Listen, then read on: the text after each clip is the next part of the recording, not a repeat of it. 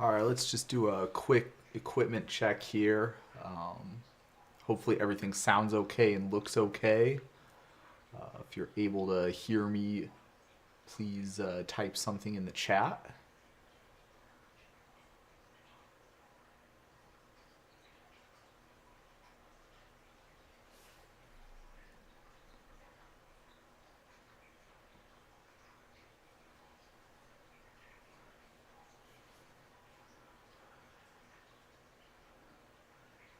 It is my basement, so that would be the water flowing into my sump pump. That is the fish tank sound that someone has referred to there. Unfortunately, that's not something I have a whole lot of control over.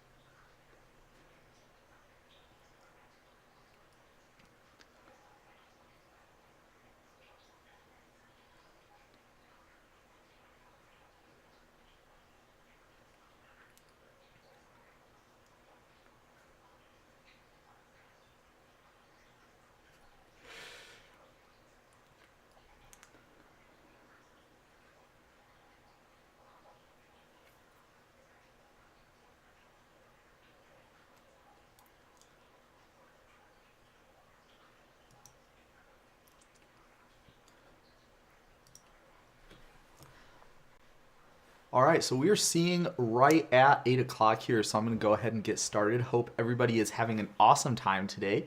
I'm Dave, and this is not my daily ruling. This is a special clip that I am putting on, and Ask Me Anything to celebrate 4,000 subscribers. And I've got to tell everyone, at about this time last year, I had about 1,000 subscribers. And even at that time, I thought that that was an outrageously large number, far beyond anything my wildest dreams and hopes could have achieved for this channel. So to think that in the span of 1 year, we have quadrupled the size of this community, that is just something that I cannot even begin to fathom. So thank you to everybody who is out there watching my videos, subscribing, helping promote me to all their friends who are hopefully really sick and tired of all of the times that you suggest that you watch this awesome channel to them. Thank you to everybody who does stuff like that, because that is something that moves me immensely to see other people supporting the channel.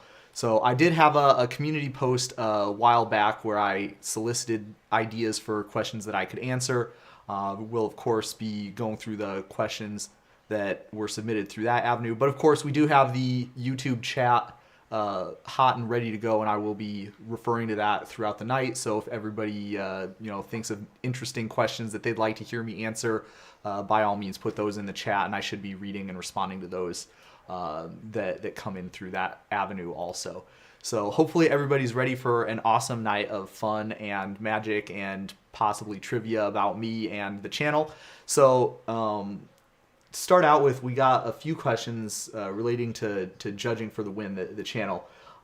So one person asked, do I record all at once or do I record every day and put the videos out? And I would love to say that I am disciplined enough to record multiple videos at a time, but that is not my usual modus operandi. Usually what would happen is I'll record one or maybe 2 or 3 videos max at a time, and I'll make those up, and so it really is pretty close to a day-by-day kind of a thing. There are a couple of times, certain instances where I'll be feeling super duper motivated, or I'll have lots and lots of free time. But mostly it's one video getting recorded every day. And there are like a couple of reasons for that besides me just being lazy. For starters, it's much much easier to get a habit where you do the same thing every day rather than a habit where you do the same thing every week. That's just kind of a psychological thing, I suppose. Another thing is that these videos actually do take quite a fair amount of time. I know everybody only sees a 2 to 5 minute short clip, but each video, when you factor in the amount of research that I have to do and the amount of time I have to spend video editing and the amount of time I have to spend re-recording stuff because I can't say a simple sentence in the English language without stumbling over myself, as you're going to see tonight. It really comes up to about probably 20 to 30 minutes worth of time per video. And it would be great if I lived a life where I could have enough time to shoot 3 to 7 of those all in a row without getting interrupted, but that's not really a situation that I find myself in very often. That being said, especially during the times when I have a Magic the Gathering tournament coming up, where I'm going to be out of town for 1 or more days, then I do, of course, have to make multiple videos in a row and put them out scheduled. So that would be the answer to that. Hopefully that's a good answer. So someone says it's an incredible feat to hit a daily upload for the entire year. Hey, you know what? There's still 1 day left to go. I actually do have tomorrow's video already set to upload. So tomorrow's video, we're probably not gonna miss that one, but there's still a chance I could miss the very last one. But we'll say. So let's see. Next question: do I study the Magic rules? And I think the answer to that one is a hard yes. There are probably very few judges in the Magic the Gathering program who study the Magic the Gathering rules as much as I do, especially like on an ongoing basis. It is probably like a common misconception that when I get a question, I just immediately know the answer. And a lot of the time, yeah, I will immediately know what the answer is. But those when I do that and then a comprehensive rule pops up on the screen, that is because I had to go through in the comprehensive rules and look that up. Those don't just come up by the gremlins there. So that is certainly, I study a lot of Magic rules through that avenue. But I also think it's important for people to keep their skills sharp. So I will like read the comprehensive rules. Maybe not for fun, but like to keep my skills sharp. Or if there's an area of rules where I feel like I'm not at 100% capacity. I feel like if I'm not in the top 10 of people worldwide who have spent the most amount of time in their lives reading the Magic the Gathering comprehensive rules, I feel like I got to at least be pretty close to that. How often do I have to check the comprehensive rule book? It's pretty close to every episode. Maybe not like to know what the rules are, but to know the exact wording of something. Because a lot of the time when I present the daily rulings, I will tailor what I say to match exactly what it says in the comprehensive rules, to make it easier for people to follow along, or to make it easier for people to understand where I'm getting a fact or a sentence that I quote from. Thank you for taking my question. You're welcome. It's seriously, everybody, write this down. The best way to support Judging for the Win is not on my Patreon. It's not by turning off ad block and putting them on repeat. It's not by subscribing on all your like 55 different YouTube accounts. The best way to support Judging for the Win is to suggest questions. And I mean that 100%. The amount of rules questions that I can think of is certainly not 365 in 1 year. The amount of interesting rules interactions and rules topics that I can come up with is certainly not that high.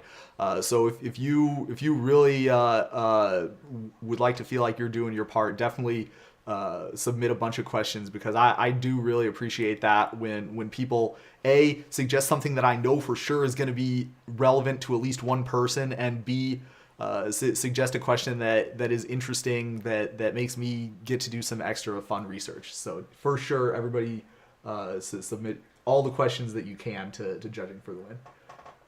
That being said, if there's rules questions that get submitted tonight, I may or may not answer them. They probably will get turned into future daily rulings. So that's probably what will happen if anybody asks rules questions in the chat. So no, I'm not ignoring you, but at the same time, I feel like the best place to answer questions like that would be the existing framework that I already have. Have I ever thought about making videos that cover the metagame of certain formats? Not really. Honestly, the formula that I have has been working pretty well. And I feel like if I stray too far away from that, which I think that might be, I feel like that might be kind of losing a lot of my target audience. But if you'd be interested in that, I for sure would. I've been playing Magic for a long time, and I've been following tournament Magic for a reasonable amount of time. So I wouldn't say that I'm like a super authority on like what good or bad tournament formats were for certain things, but I certainly would, at least have some stuff to say. Let's see here. What else do we got? We all have one card that we thought was good when it was new, but it actually made us a better player when we realized it was actually terrible. What's yours? Ooh, that is actually a really interesting one. Boy, I gotta say, when I was first starting out in Magic, it was a long time ago, so I'm trying to remember like what specific cards might be relevant for this. But I kind of feel like there were several instances of like walls that I thought were really good, because it's like, wow, they'll never be able to attack through this awesome, but it turns out it's just like way too passive to be bad. So that's probably what I would think is like walls in general would be like that. How much do I pay attention to the metagame to know what cards rulings to expect with all your... And for me, that's a lot. This is actually something that varies with judge to judge. I feel like even among the judge program, I'm like one of the highest people who cares about stuff like that. I'll actually feel bad if I'm going to like a standard tournament and I haven't played standard or like read a standard article or know anything at all about Magic the Gathering standard. For me, I feel like format familiarity is one of the most important things that judges should have that doesn't get stressed a lot by many judges in the program. And I think that it's important because if you see something happen in the game without knowing like what the game plan of each player or each deck is, it's a lot harder to make a judgment call on whether you think that might have been intentional or might have been accident. So I think format familiarity is something that's huge for investigation skills, and so therefore for judges in general.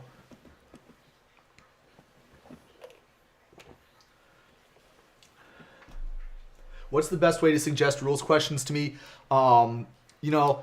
Any way that gets it to me is a good way. That said, the most reliable ways is the comments on the YouTube videos. I'm not big time enough yet that I have stopped reading all the comments, and I actually do read all of the comments on all my videos. Whenever I upload, I'll like go through and I'll read all the comments. So yeah, that would be. Otherwise, you could email judgingftw@gmail.com, and I do read all the emails that come in through that way also.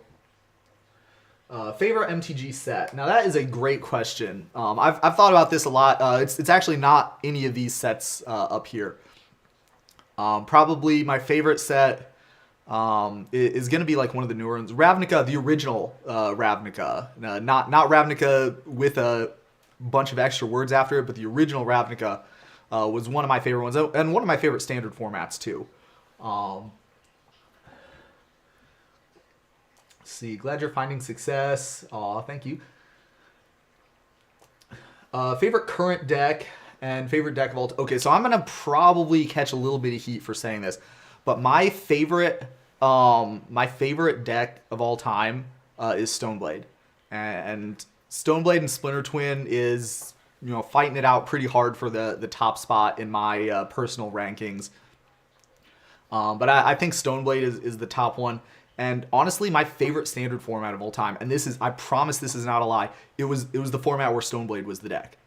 And I know a lot of people hated that standard format so much, but realistically, I liked it so much because I didn't have to worry about whether I was playing the best deck, because Stoneblade was the deck, right? Like, and I think that would be a really interesting standard format if there was one 75 card deck that was legal in standard and everybody had to play that exact same 75. I think that would be a really interesting standard format if it was a deck that had as many like gameplay decisions and as much Magic skill required to navigate through the mirror match as Stoneblade did. Which Stoneblade, if you weren't playing back then, the Stoneblade mirror was incredibly deep. And there was a lot of Magic that you had to be able to play if you were playing that mirror match, which you were because it was the best deck.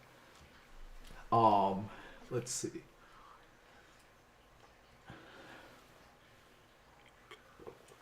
Favorite format to judge? I would say Legacy, but that's not really a format anymore. I when there's only like one event for it every year, I can't really, in good conscience, say that's a format. So I'm gonna have to go with Modern. Modern is also the format that I have the most format familiarity with for the same kind of reason. I do play FNMs still, and when I play FNMs here and where I live, Modern is the most popular FNM format. All right, when did I start playing Magic? And this is a great question. So another person who put in earlier, he asked me how old I was, and so I'm in my early 30s, and I started playing Magic sometime in between when Darksteel and Fifth Dawn came out. Which, if you do the math, I've been playing Magic for over half my life. Which is oh boy, that's I don't know which is scarier, the early 30s part or the Magic for half my life part, but neither one of those numbers is showing any hope of slowing down anytime soon. So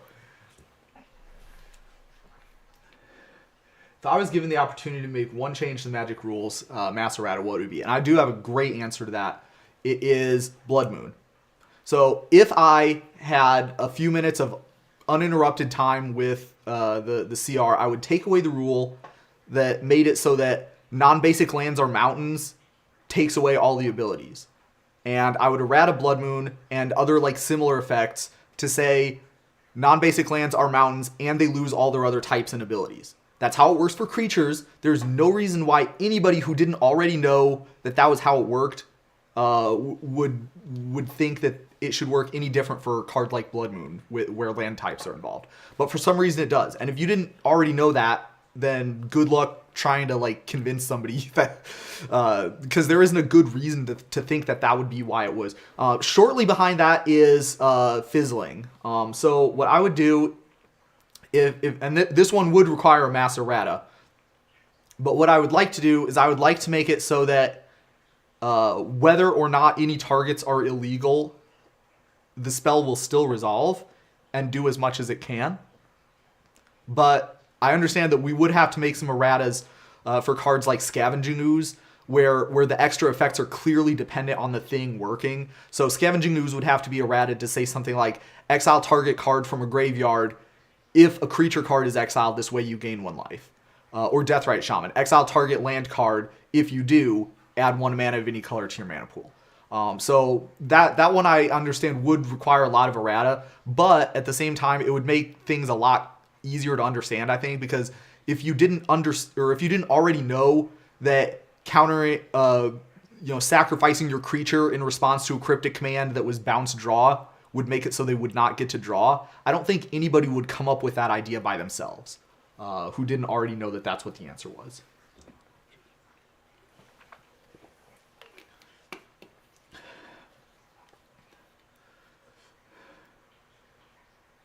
See, what is your least favorite color? Not magic color, just all colors. Okay, so that's an interesting question. I would think like aesthetically it would probably be like an ombre, or like you know that like brownish greenish kind of color that you get if you mix all the like colors of paint together. I feel like that's probably my least favorite, like not magic but just like actual normal color. Would you make any changes to Modern? Yes. Yes, I would. Number 1, I would ban commanders. Oh, I'm sorry, companions. Every card that has companion is banned in Modern. If I'm a billionaire and I'm making my own Magic Modern format, all the commanders are banned. And on top of that, we're also banning every card from Modern Horizons other than Counterspell. Counterspell can stay, and maybe Prismatic End can stay. But like realistically, the fact that they printed in a set that was so power crept that it invalidated every other existing deck in the format, where the format was like perfectly fine in my opinion up until that point. That's what I would do if I got to be in charge of what was legal in Modern. And then maybe from there we could talk about unbanning Splinter Twin, or maybe we could talk about nerfing or neutering some of the decks that have been more popular. But that I think is what I would do if I got to do something like that. Yeah, I love the art and the flavor text in the original rap. That is one of the things I really liked about it actually. And I'm not like really a big flavor kind of a guy, but the storyline was something that was actually compelling to me, which is saying a lot because I don't really um, my storyline caring level is a lot lower than most people's. So someone didn't like my favorite modern deck. Uh-oh. Let's see what colors do I identify as, and that's another one. Haven't really thought about that as a whole lot. Maybe I would say blue for sure because I do like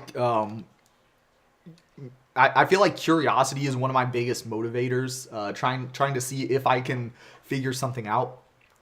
And also maybe black. This might be like kind of a surprise to some of the people who don't know me really well, but a lot of the people who know me very well probably would agree with that characterization. What set was my first draft? Dark Steel. Did I draft in Dark Steel? It would have been Dark Steel or Fifth Dawn for sure. Fifth Dawn was my first pre-release. And if you were not playing back in those days, let me tell you a story. The pre-releases were not going to your local store.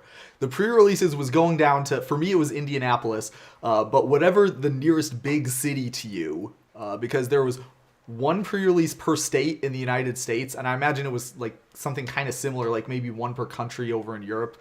Someone who's from Europe and is an older Magic player maybe could correct me if I'm wrong on that point.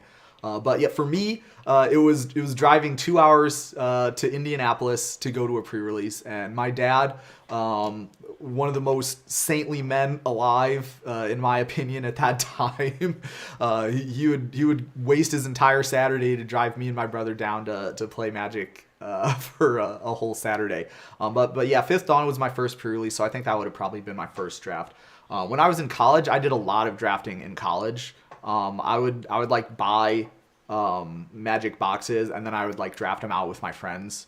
Because there wasn't a Magic store that was in like walking distance for most of the people on campus, so that's what we had instead of that. So as a result, I bought like thousands of dollars worth of Magic product. I'm at like the highest rewards tier for like some of the vendors that I bought off of.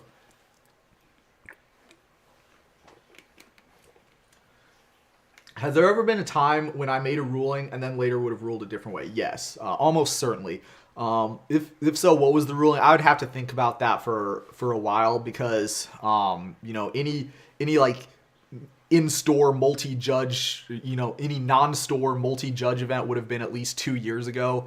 So I don't have like a good story like already thought up for that one, but I know that does happen like quite a fair amount. Like I'll have an interesting ruling and then I'll talk with one of my colleagues about it. And then they'll bring like some point up that maybe I hadn't considered, or well, maybe this isn't the area of policy that fits best under. Maybe it might be considered under that, and if you did that, then maybe the fix would be something that's more natural. That sort of thing does come up from time to time. Maybe not like every tournament, but like every few months, there's definitely a ruling like that where there's some point that I wish that I could have considered more. Speaking of companions, how do you feel about the functional changes versus just doing commands? I understand why they did it. If I was Wizards, I wouldn't want to just like, oh, here's this new mechanic for, and it's like one of the core set mechanics. Oh, it turns out that we didn't playtest this at all, and so that's pretty embarrassing. I guess it's like massively broken in any format besides standard and maybe limited.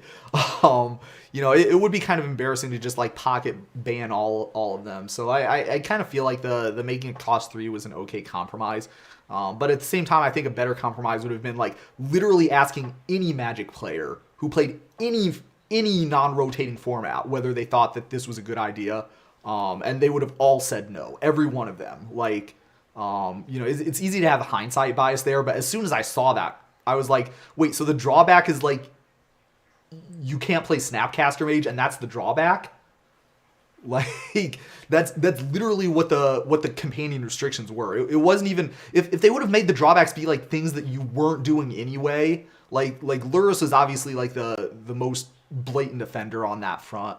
And like I'll give him like kind of a semi pass for Kahira because like the Kahira card really should have probably said like and you're playing more than and you're playing more than two different kinds of creatures. If they weren't thinking about it on that level, then I could see them missing something like that. But like having the companion restrictions be like more relevant would have at least been okay. I think the mechanic could have at least been fine because like 9/10 of the commanders nobody even knows what they do, right? Like if somebody was gonna pull up like half of them, they're not like playable in any of the formats because the commander restrictions are stuff that would actually change your deck. But when the commander restriction is like you can't play any cards that cost 3, well, why would I be playing those cards anyway? I'm not gonna like be playing Magic after turn 3. Like the game's gonna be over by then. So when you've got commander restrictions, that's stuff that you would already be doing anyway. That's where they ran into trouble, I think. Let's see. Kind of wish, yeah, it would have been cleaner to just ban them, but I kind of feel like it's at least cool that we get to play with them. Next to Blood Moon, what's the second biggest thorn in your side when it comes to people calling for a judge? I can't really say Dress Down yet because it hasn't been out in paper tournaments long enough to get that honor. But as far as like rulings that have been generated, Dress Down is certainly one of the top ones. I would say like maybe Courser of Crewfix. Courser of Crewfix was a big one. And if anybody was playing Standard back when that card was in Standard, you know exactly what I'm talking about. Because there was several opportunities for people to look at extra cards as a result of Courser of Crewfix. It's probably responsible for like among the most judged calls in cards that have a modern card frame. Let's see here. Biggest event I've ever judged. Was it my favorite or my...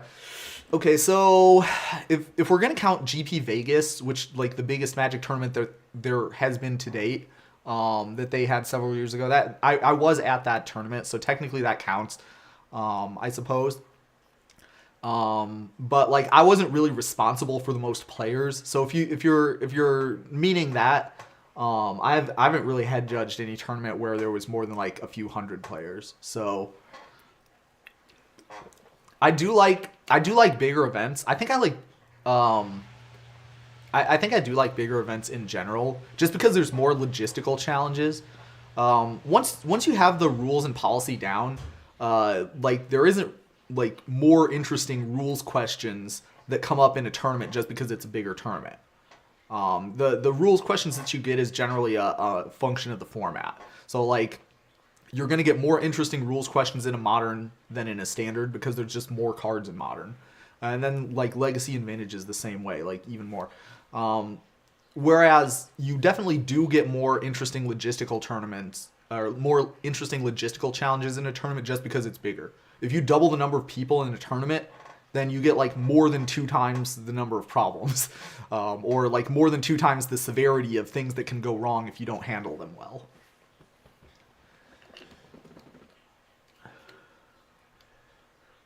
Okay, how does one become a judge? I get this question a lot, and actually I get it even more now that I have a YouTube channel where I make Magic judging videos. Go figure.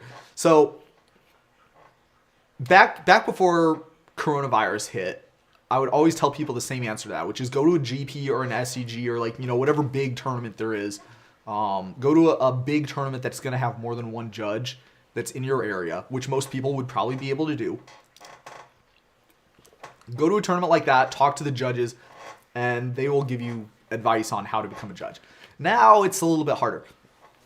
The biggest obstacle to becoming a judge, in my opinion, is not the rules and policy. And obviously I'm biased because I have like a lot of rules and policy knowledge, and I have a channel devoted to helping people improve their rules and policy knowledge.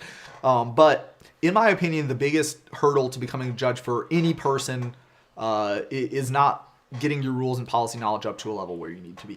Rather, it is getting a judge to mentor you. And it's not because judges don't want to do that. Actually, to the contrary, almost every judge that I know is like excited to have the opportunity to get to mentor people. But the problem is that you really need to do a lot of the mentoring work face to face in order to get like in order to, in my opinion, feel like you're doing a good job of it. And if you don't have the opportunity to do that, there's just not a lot you can do, no matter if you're the best mentor in the world. And, that is my opinion. There are other judges who think differently from that. But that's what I think. And I have had people ask if I would mentor them long distance. And I've always told people no on that, because I honestly, I don't think that I would do a good job mentoring someone long distance. I don't think it's like in principle possible for me to do a good job at that. So that's the hardest part. If you can find, like if you live in Fort Wayne, Indiana, where there are like multiple highly active level 2 judges, you can become a judge very easily, compared to somebody who lives in a city where that's not the case. And yeah, there's people like who live a couple hours away from me, and I'm the closest level 2 judge to them. That's how it works. So if you live in a place where there are multiple high level judges, then you can become a judge relatively easily. Otherwise, it's going to be a challenge. And the best piece of advice I have for you is to wait until there's big events and go to big events. Do I ever read state or federal law for fun? No. What I do read though is STEM stuff. So okay, this is going to be kind of weird. I don't know if other people have heard of this, but like there's some we'll look up what it's called here.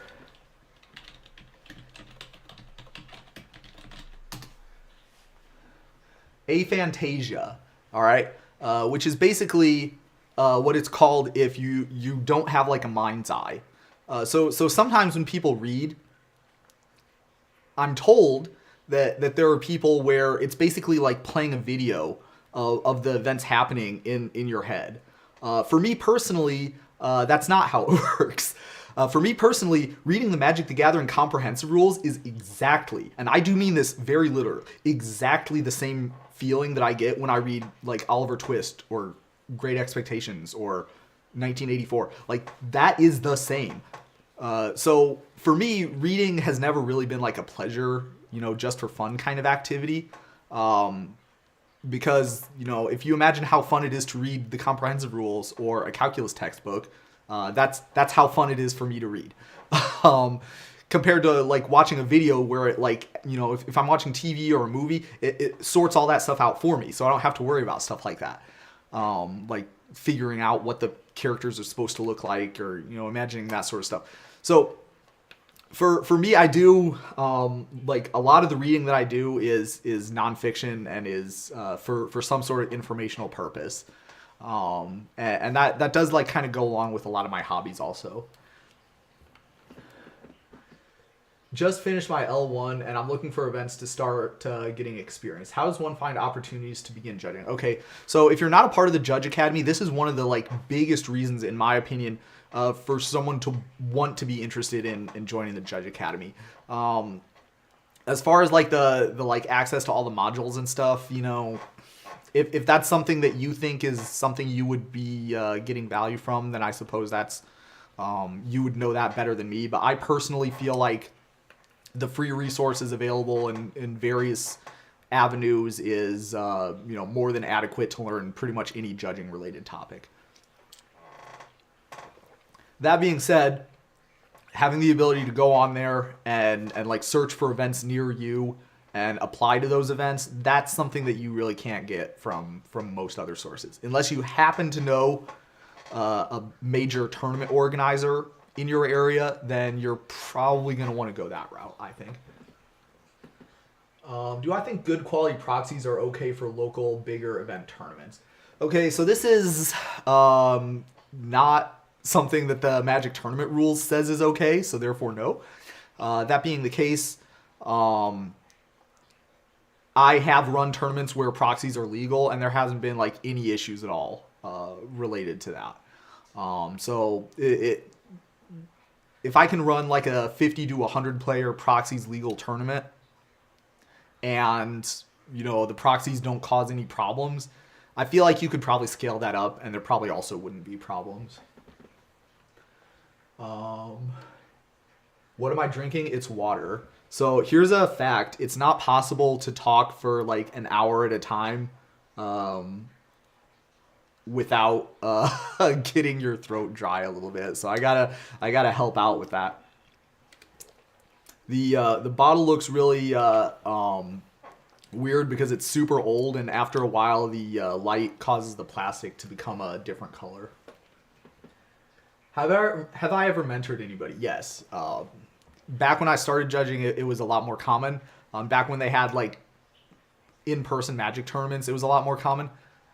But yes, nowadays, most of my mentoring takes place on like a mass market sort of a stage, right? So one-on-one mentoring is great and all, but like I can scale it up to spend the exact same amount of time making a YouTube video or a series of YouTube videos, and I would be able to like help provide that same information to tens or hundreds of people even.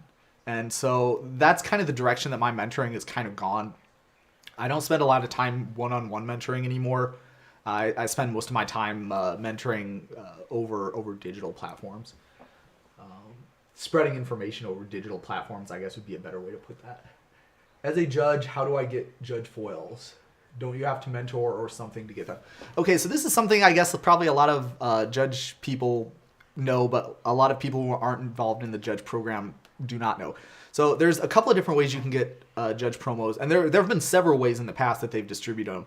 I'm old enough in the judge program that I remember back when you could go to GPs, and one of the things you got when you worked a Grand Prix was you got judge foils. They don't do that anymore. Actually, they didn't do that like when there was GPs for the last like few GPs that they, for the last few years of GPs that they ran. So then they took that away, but they gave us Exemplar. And what Exemplar was you could write a public note that said you appreciated something that like X judge was doing, and then you would, in addition to the fact that like that public notice got like posted somewhere where all the judges could see it, it also resulted in you getting some number of judge foils. And they did that like once a quarter, I believe. And obviously I really loved the exemplars. And it wasn't just because I, as the runner of a high profile internet project that people all around the world read and, gave me exemplars for. It's not just because I got lots and lots of judge promos off of the exemplar thing, which I did. But this is not an exaggeration at all. Every exemplar wave that came out, I would like, oh my gosh, the exemplar waves came out. And every time I read a positive comment that somebody wrote about me, it was just like the greatest feeling in the world. And I've said that to people like over the channel who have emailed me, or like, people who have talked to me in person about Judging for the Win and said how much they like it. Like, honestly, every time somebody says a positive comment about Judging for the Win, it's like the greatest feeling in the world. And so I remember one time I was talking to someone, and I asked him, like, does subscribing to the videos like actually help the creator in any way? And he said to me, like, yeah, I mean, maybe not, but I'm sure it helps them stay motivated to keep making more videos. And as somebody who's making videos now, I can guarantee you that is a fact. If you say nice things about videos that someone else made, then that certainly helps them stay motivated to make more videos, or at least for me, it certainly does. Where did I get the giant hedron in the background? I really have been hoping that someone would ask me that question for a long time. It was at Grand Prix Indianapolis, and it was shortly after Return to Zendikar came out. And as a ambiance kind of thing, they had a whole bunch of those hedron things all around the GP hall. And after they were done, obviously they're not going to like fold them back. The one I got is like already starting to fall apart now, and it's just chilling out there. So there's no way they're going to like try and take those to the next GP or something. They're cardboard. It costs like 5 cents to make probably. So yeah, they're like, they told all the judges, okay, you guys can take them home if you want. So I can't imagine what I must have looked like carrying that stupid thing like 3 blocks to my car. But yeah, I for sure grabbed one, and I grabbed it, and I took it back to my car, and it fortunately made the trek back to where I live. So yeah, that's where I got the judge hedron.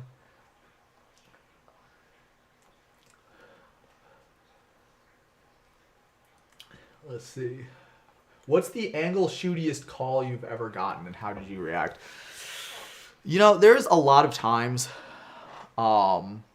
when somebody like calls for a judge and they already know what the answer is, but they're like kind of hoping that the judge that they're going to be able to like present the question in such a way that the judge gives them a different answer. So like for example, one time I remember a call where a player asked if they cascaded into a abrupt decay when their opponent had Thalia out, could they pay for the extra 1 mana using Deathrite Shaman? And the answer to that question is no. I think I might have a daily ruling about that where I talk about the reasoning for that. But the answer is no, you cannot use Deathrite Shaman to pay for the 1. And I think they were kind of hoping that I would not understand how that worked, so I would tell them yes. But that I think that call, I think it would be the angle shootiest one that I can remember off the top of my head. I read calculus textbooks for fun. Hey, you know what? No shame in that. Michael Penn, if you guys want another great YouTube channel to support, that'd be another good one. When did I start judging? So this is every set since I started judging. So Khans of Tarkir was the first. All of these boxes that I have behind me is boxes that I earned by judging. So that's when I started. I don't know how many years that is. I think it's like 7 years, but what's the plan for all the booster boxes? Honestly, I have no idea. I honestly have no idea. I used to think like, oh, you know, it'll be kind of fun. I'll have like old format drafts with all my friends, and I'll like get 7 friends together, and then we'll have a draft. But here's the problem with that. The problem is that like all my friends that I used to play Magic with have got out of Magic, and I'm the only one who hasn't got out yet. So, yeah, I guess the plan is to like sit on them until I need money for something. I honestly have no idea. If anybody has any good ideas, maybe I'll give them out to my patrons if you want to join Patreon. Do you know that if you judge for other card games, if you've ever talked about the difference bossy? Yeah, so that's an interesting thing. I actually have, hypothetically, I'm a judge for Pokemon. I've never judged a Pokemon tournament, but like, unlike Magic, Pokemon has big tournaments in Fort Wayne, which is huge. So that would be pretty cool if I got to do something like that. But with that game specifically, the rules and the policy is a lot less rigidly enforced. Part of that I think is because like a lot of the target audience is younger. But I think also probably another big part of it is that like most of the judges is like basically parents who's volunteering. So the standards for what you would expect out of that like psychological profile of person is kind of different from what you would expect for a person who's like judging a Magic tournament. I also think it's like kind of interesting to think about what the differences are in between like stuff that you are and are not allowed to do. Like for example, some card games it is illegal to offer a draw to your opponent or suggest that they draw with you. Or, all kinds of stuff like that. It falls under, like, match fixing, like the same sort of idea. Which I think is, like, really interesting that a lot of different games have that sort of thing. And not just card games, but, like, other like, tournament format esports. So I think that's kind of interesting. Will you team with me for the SCG IndyCon? Hopefully not. I'm hoping to be on staff for that event. So... I'm extremely excited for getting to go to Indy. Would you consider moving your background boxes down one shelf and changing the camera angle? You know, that's kind of an interesting fact. Here I'm gonna embarrass myself a little bit. I have a camera. I have a better camera than the webcam that I'm using now, and I haven't set it up yet because I haven't got like a shot that I really like with it. And I also know that I'm going to have to like move stuff around a bunch of times in order to do that. So that's my game. My end game is I'm going to change everything around. And that's probably going to be part of it. I'm going to have to move the boxes down to a lower shelf. But yeah, that is something. Bazaar of Wonders or Illusionary Mask? Illusionary Mask.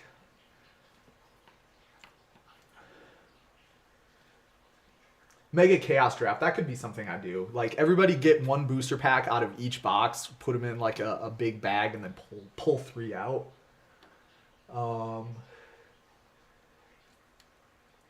Any tips for first-time judge outside of regs? I did write an entire article about that. If you go to blogs.magicjudges.org/FTW, I have a whole article where I talk about like different types of advice for people like that. Biggest one is if you're not sure about how something works, there's no shame in asking. And that is a fact. There is no shame in asking. People do it all the time. I do it. The experienced judges do it all the time.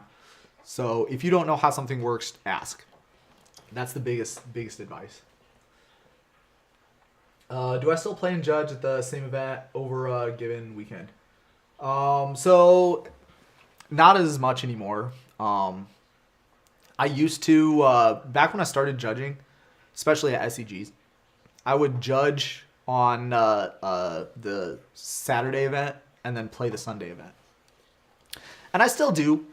I still did some of that back when events were still a thing, but less often. Usually I would just judge both days. Here's the thing. Hotels are pretty expensive, and it's a lot easier to cover that expense if you're judging on both days.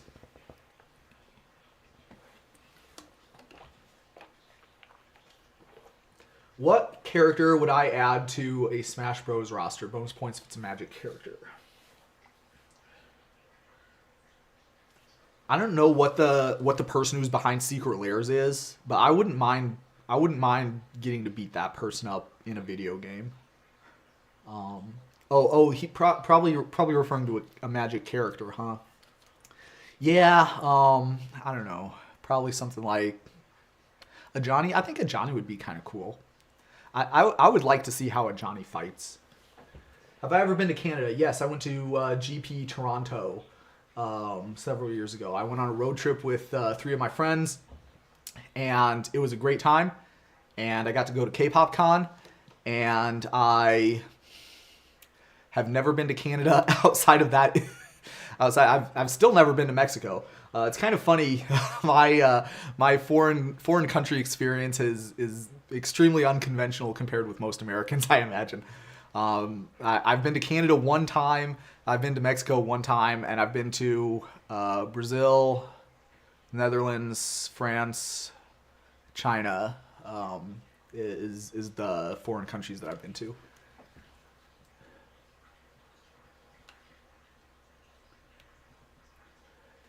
In bridge, you have to explain what your bids mean to your opponent, which is like the opposite of poker. Interesting. Cheers from Argentina. Argentina sounds like it would be fun to go to. A lot of my Brazilian judge friends, and I do know a couple of Argentine judge, but not a whole lot of them. But I do know a lot of Brazilians.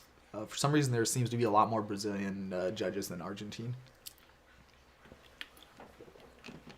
Favorite set, probably Ravnica 1.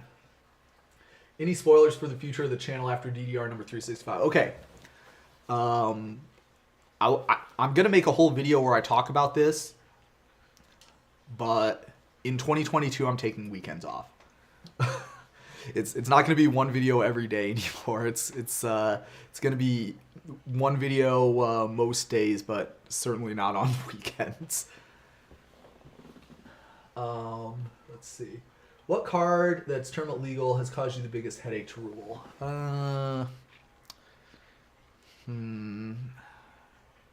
Blood Moon is a top contender, but I like Courser of Krufix, honestly. Newest unset being Black Border and the non-legal Black Border cards. Hate it. Hate it. Categorically hate it. I just cannot wait for somebody to play one of those stupid Acorn cards in a Modern tournament. And I know it's going to happen, and I know it's going to really feel bad telling them what the infraction, penalty, and fix is in that situation. Mr. Secret Lair, yeah. I like to play and judge an event, but I'm more likely to be accepted as a judge if I work all 3 days. Yeah, that's another very valid thing. Vivienne would be cool. Yeah, that could be kind of fun. Open one of the boxes behind you. Maybe we'll do that for 10,000 subs.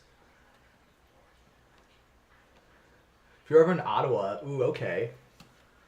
That's one of the coolest things about being a judge, by the way.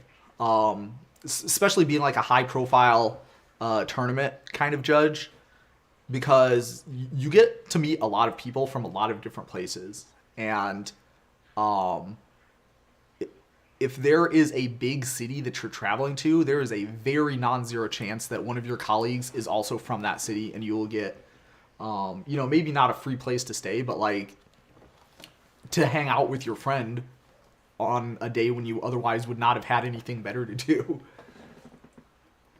Americans stereotyped as not traveling internationally. That's kind of true, but I feel like at the same time that's a little misleading, right? Like, same thing with like Americans who are stereotyped for only speaking English, right? So I would say that I only fluently speak English, but I've studied like 3 or 4 other different languages. And here's the problem: if you live in a place where you would need to drive like 6 to 8 hours in order to get to a spot where English is the not the native language of the populace, it doesn't really make a lot of sense to spend the amount of time and effort it would take to learn a foreign language. At least not in my opinion. When I went to San Antonio, I went to GP San Antonio. I remember I was on a bus and people were talking about that. And they're talking about how, like, why would you not learn Spanish? And yeah, if you live in San Antonio, it absolutely makes sense to learn Spanish. But if you live in the Midwest, where the number of Spanish speaking people is, you're not expected to see a Spanish speaking individual on a, regular basis, maybe it doesn't make that much sense. So if I had to, if people in Ohio and Michigan and Kentucky spoke different languages, yeah, I would for sure be on board with Americans, learning more different languages. So it's the same sort of thing. A lot of Americans haven't been to a different country, but I would wager that a lot of Americans have been to different states. And, if you're a European, and like going to a different country is, 50 miles, maybe you have to travel 50 miles to get to a new country. That's kind of a more realistic comparison, in my opinion.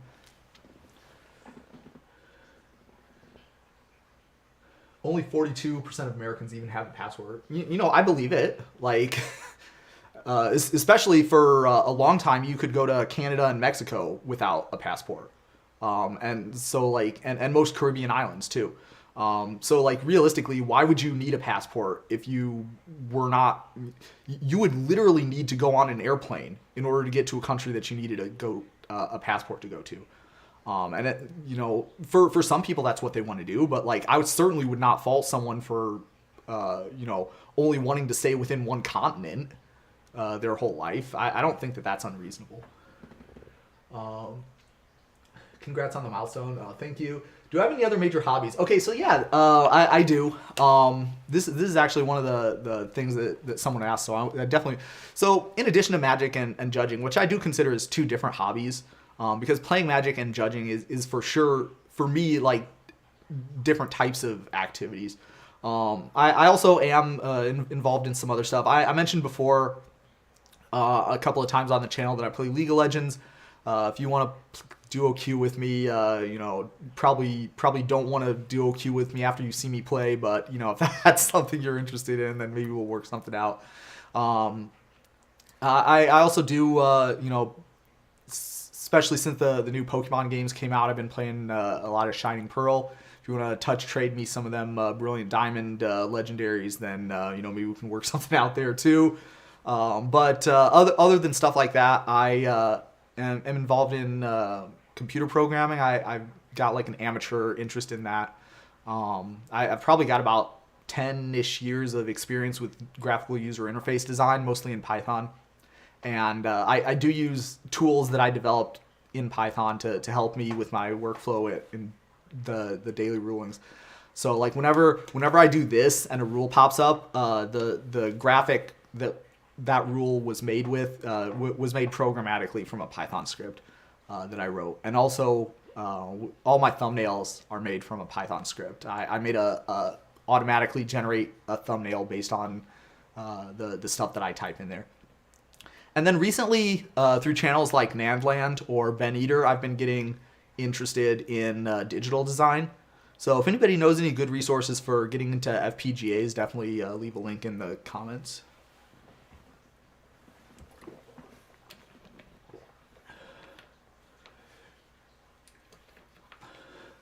Playing an illegal card and disqualification, only if you knew it was illegal. If the judge thought you were playing an illegal card hoping that you wouldn't get caught playing an illegal card, yeah, probably. But I've definitely caught people who like were playing a card that was like not legal in the format, but like they didn't realize that that was the case. Like someone had a Well Wisher that was Modern Border and it was in Modern, which it was not legal in Modern at the time. And you know, but they thought it was because it was in a Modern card frame because it was from one of them dual decks. So that was not a DQ. Most British people also only speak English. You know, I've never actually been to anywhere in the UK, so I would not know anything about that. But I feel like I would believe it. Top 3 favorite color combination. I don't know if I have 3 different favorite. Probably like blue, red, blue, black, and blue, white. Maybe in that. Maybe in a different order. I like playing blue cards the most. Blue X Control was the best deck in pretty much every standard format for the first several years of my Magic existence. So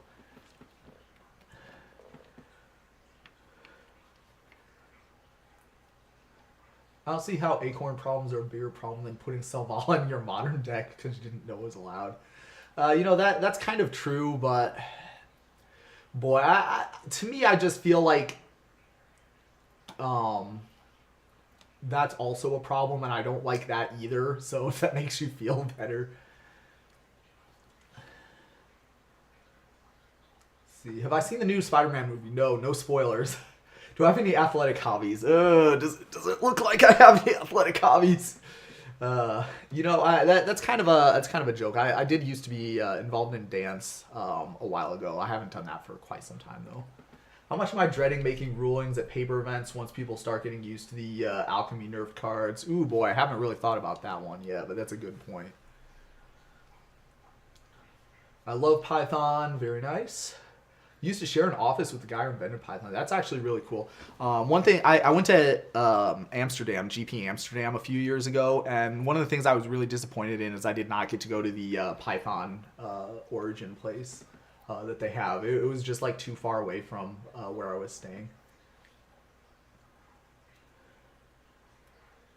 Yeah, I don't know how many hours I've saved from the like Python graphics generator, but are my scripts open source? You know, not really. I kind of didn't really feel like anybody else would, you know, need that sort of a utility. But if you do, email judgingftw@gmail.com, and you know, if you're interested, then I'll definitely email them to you. Number of times someone accidentally played an illegal card in first FNM after rotation. Oh, you know, that's very true. Do I play any tabletop RPGs? Actually, no. So this is another kind of like funny story. So I live in Indiana, right? And if you live in Indiana, you probably know what Gen Con is. If not, Gen Con is the best 4 days in gaming. That's their slogan. For Magic players, it has a special extra significance because Magic actually debuted at Gen Con. That's where like they first came. I think for sale was at Gen Con. So, but anyway, it's not just Magic. It's like all kinds of games, right? Like MMO tabletop D&D kind of games, RPG kind of games. They even have like some esport kind of stuff in there, but it's mostly like the D&D and Magic style of games, that sort of thing, and board games, and a lot of board games. So I go to Gen Con basically every year because I judge the Magic stuff, and I feel like it's like kind of wasted on me. To be perfectly honest, it's kind of wasted on me because like Magic is like the only thing at Gen Con that I'm connected with whatsoever. It's actually kind of scary how much it's like that. I'm really into Magic, and I first got into it because it's a strategy game. The fantasy aspects of it like didn't really appeal to me at all. And I feel like I'm probably in the minority when I say something like that. But that's one of the things I think that makes Magic such a great game is that everybody can think of something that they like in Magic, and it appeals to people who are in lots of different types of genres, if that makes sense. Let's see. Do I play Commander, and who's my commander? So not a lot. When I first got into Magic and I was playing like casually, it was actually before EDH or Commander really got started. There just was no Commander. There was no Commander format. It was before it was invented. So I played like basically Legacy, but with like bad cards, and that's what casual was back before EDH. Actually, that's basically what it was. But here's the thing. After it got started, I was like, oh, it's kind of a fad. It's not going to really take off. Which to be fair, a lot of stuff is like that. But I never really got into it, and a lot of my friends never really got into it. So I never really like spent a lot of time playing Commander. Have I ever thought about making any videos with my friends or relatives? If I had friends or relatives who were interested in that, I would. But I there's a lot of videos that I used to make with my colleague Dalton. Those are still on the channel if you want to check those out. But I like every couple of weeks I put one out. It was like an hour-long, long-form kind of video. If you're interested in doing a collab and making a daily ruling video and going on the channel, definitely email me, judgingftw@gmail.com. Worst feel-bad judge call. That's a tough one. There's definitely been times where I had to tell little kids that the decks they were playing were illegal.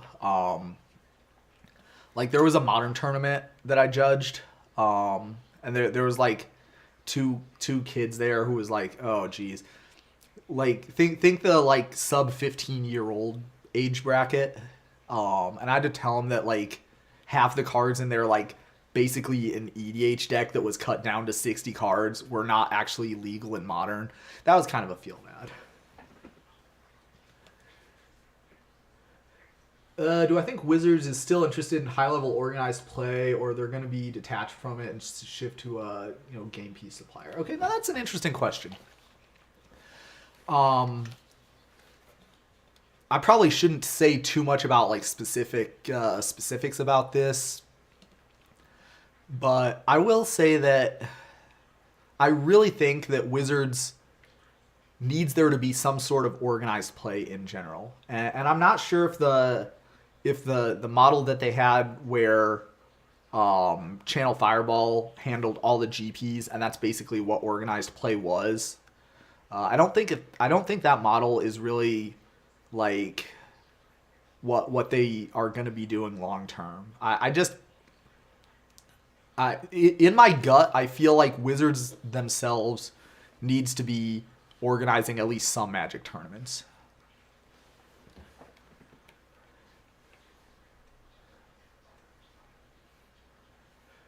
Does the Hedron have anything in it? No, it's just cardboard. It's literally, you can kind of see like where the tape is coming apart here too. But it's hollow. It's empty cardboard. Did I personally have troubles with damage on the stack? Because not really. But like you have to understand that like back before the 10th edition rules change, damage on the stack was like one of the big fundamental concepts of Magic, right? And so it was like all the learn to play stuff made a point about how damage on the stack worked. So I think they did a pretty good job of like making sure people understood that was how it worked. Now, of course, that's not really something they need to do because there is no damage on the stack anymore. Phew, boy, Usenet articles. Oh boy. Have I ever looked into early 90s rulings? Not really. I did have to briefly when I did my video about the like old school Magic when I did that interview. But The only real knowledge I have about any of that stuff is like kind of rumors or like stuff I picked up secondhand through my back in the day when it worked like this, kind of stories. If I got to design the organized play system, are there any specific things that I would make sure was in it? I feel like there's a I feel like there's a couple of problems that the organized play system has like baked into it, right? So if you think about Magic as an esport, because that's I think like one of the biggest tensions in organized play is if Wizards of the Coast puts an organized play system together and their Twitch stream, or whatever that they have, the videos don't get like X thousand, X million number of views, it's a failure. I think that's kind of the idea that they have in their head. But I don't really think that that's a problem because I feel like most of the time the people watching Magic videos is already experienced Magic players. Like nobody who doesn't play Magic is going to turn into a Magic stream and be like, wow, this is so cool, I'm going to check this out. I literally don't think that anybody will ever do that. Maybe like a handful of people, but like certainly not like if I go on League of Legends and I watch a League of Legends stream, I'm certain that there are people who watch League of Legends Worlds and are like, wow, that's kind of cool. Let's go online, let's download it, let's try it out. Nobody, I guarantee you, nobody is doing that with Magic, or at least like a fraction of the number of people, right? Because like, it's just not as user-friendly of a thing, right? Like if I see two people playing Super Smash Bros. And I've never played Super Smash Bros. Before, I've never played a fighting game before, I can at least understand what's happening, right? Like I can understand like this guy hit this other guy and now he like flew off the stage. You understand like as a game player that the guy who just got knocked off the stage, that's bad for him, right? Like if I play a Chalice of the Void on 2, like I have to know what the other guy's deck is, what the Chalice of the Void player's deck is, what Chalice of the Void does itself. I have to know a bunch of stuff that no one who isn't really already familiar with Magic is going to know.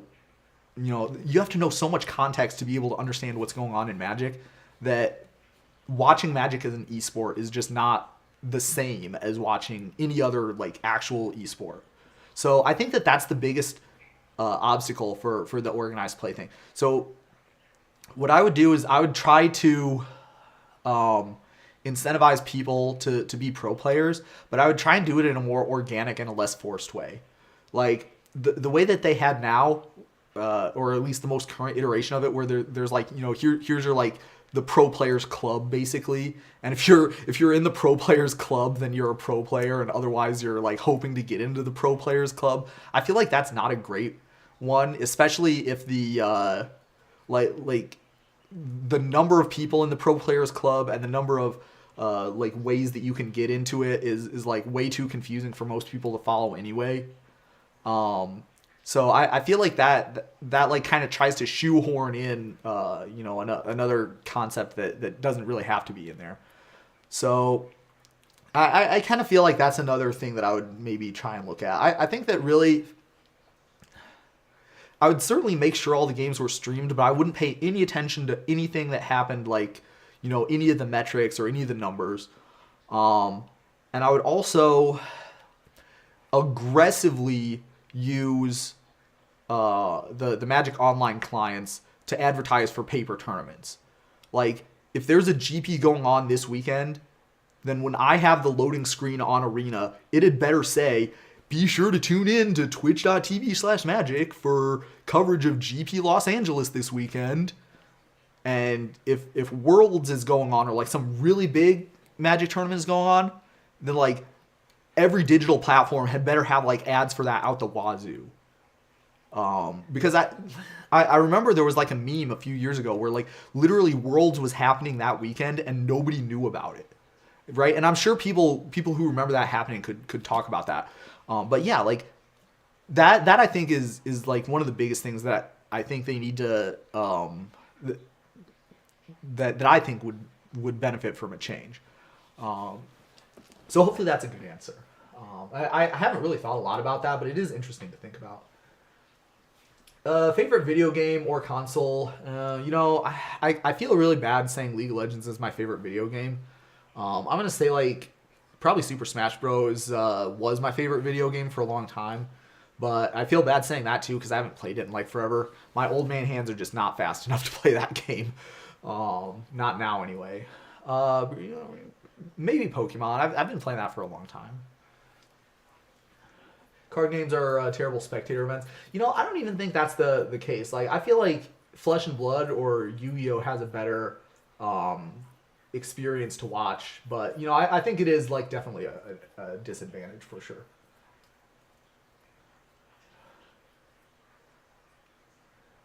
When am I going to start judging MetaZoo events? You know what? Here's the thing. MetaZoo has been out for like what, 6 months? I have no idea. So somebody in the chat can like provide me. But like, I work at a factory, and when I worked at the factory, I used to learn everybody's name when they started out, and I learned pretty quickly that I couldn't do that. I had to wait for probably about a month, and if you lasted a month, then I would like spend effort trying to learn your name. Same sort of idea with these card games. You got a new card game coming out every month. I'm not going to learn how to play them all. But if you make it a few years, then maybe I'll learn about it and maybe I'll like try it out and but I'm not like spending a bunch of time trying to chase the next big thing. I'm trying to build up 7 years worth of booster boxes. That's how I do it. Have I ever won or competed in something or just... Yeah, I used to play a lot of Magic tournaments. Here's the problem, though. Like, if the number 7 Super Smash Bros. Melee player beats the number 6 Super Smash Bros. Melee player, that's a big deal, right? Like, people are asking, like, oh, did you get enough sleep last night? Like, oh, are you feeling okay, buddy? Like, did your girlfriend break up with you? So that's a big deal. If like the number 7 and the number... In Magic, it doesn't even make sense to talk about like who the number 7 and number 6 player in the world are, right? Like, you ask 100 different people who the number 6 or number 7 Magic player in the world is, there's no way you'd even be talking about the same person. So that's the problem with Magic, like playing in Magic tournaments. And that's okay, I guess, if I'm paying like $20 for a weekend, or if I'm paying like, $30 for a weekend. But if I'm paying like $50 to $100 to play in one tournament, and then even the best Magic player in the world couldn't even, be pretty sure that they were making day 2 of that tournament, I'm not spending that kind of money to do that. Like, are you kidding me? So that's kind of what like turned me off from like, playing in Magic competitively. It just felt like too much like, I was losing to too many people who didn't prepare as hard as I did. So I felt bad about spending a lot of time preparing, and I was losing to a bunch of people who did prepare a lot harder than I did. And it's like, okay, well, maybe we'll try something else then. So that's kind of the thing. I used to play a lot more than I did. Then I found out that my EV was a lot better as a judge than as a player. Which card would I strike out of existence if I could? Probably Blood Moon. Maybe Luris. Still probably Blood Moon, though. See, a lot of people like the PPTQ, the RPTQ system. I do agree that like something where stores get to have a say in the organized play system would be ideal. Like, I want there to be a way into the Pro Tour that doesn't have anything to do with spiking a 5,000 player tournament or 1,000 player tournament. Like, because that's not realistic. If it was a game like Super Smash Bros. Melee where like the better player wins like 90% of the time, maybe. But like in a game like Magic where there's so much variance, it's not really realistic. You'd need to be playing like hundreds of tournaments in order for the variance to cancel out like that. So I like the idea of working your way up from a store level event to a big one. I do like that. What are the TCGs have I dabbled in? Any of them that I disliked? So Pokemon was the first TCG that I ever played. Um, and I remember it came out when I was in like fourth grade or something like that. Um, so I played that for a while. I kind of semi know how to play Yu-Gi-Oh because I watched all the anime. I semi kind of know how to play Flesh and Blood because a lot of Magic judges is like getting asked to judge at Flesh and Blood tournaments, whether or not they know anything about how to play Flesh and Blood or not. I've never really like I said before, if I'm not going to be able to put like 5 years of my life into it, I'm not interested in spending like 6 months of my life trying to learn how to do it.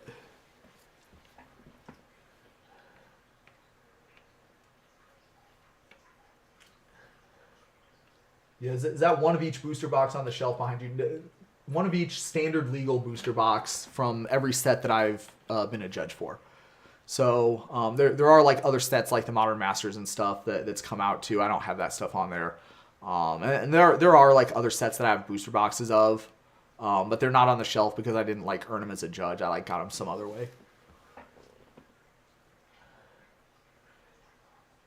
Yeah, travel for hours, pay $40, scrub out. Yeah, that's very real. Have I ever met Richard Garfield? No. Have I ever?